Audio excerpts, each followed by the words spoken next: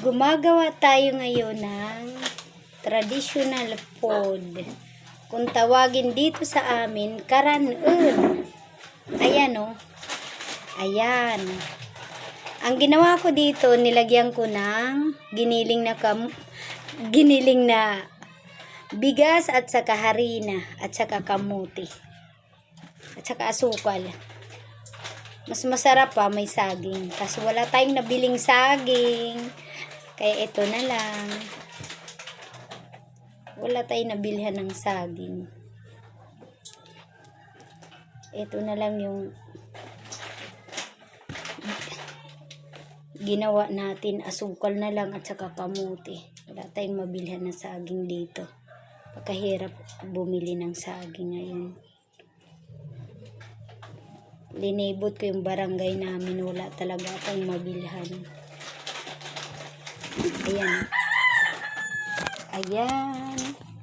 Oh. Bilog siya. Lahat siya bilog. Oh. Ganyan. Ayan. Papakita ko sa inyo. Ganyan. Traditional food dito yan sa amin. Kasi tuwing Pasko at New Year, parati kaming gumagawa ng karanon. Ayan, ang sarap. Mga bilog siya. Napakasarap nito. Matamis. Matamis siya.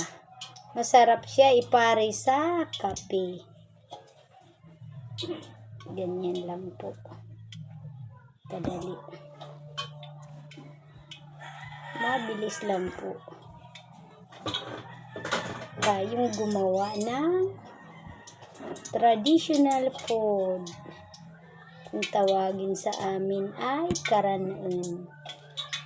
Ako ang gumagawa nito, yung mga bilog. Yung asawa ko naman siyang magluluto. Para madali yung trabaho namin. Ako yung tagagawa, siya yung tagaluto.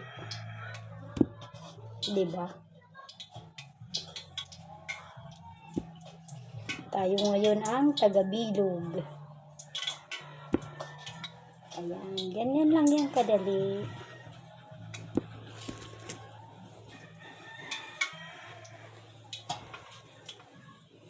Diba? Lulutuin mo lang to sa pinakulong mantika.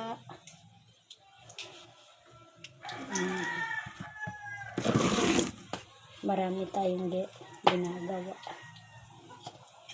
Siguro makakaisang daan tayong mahigit nito.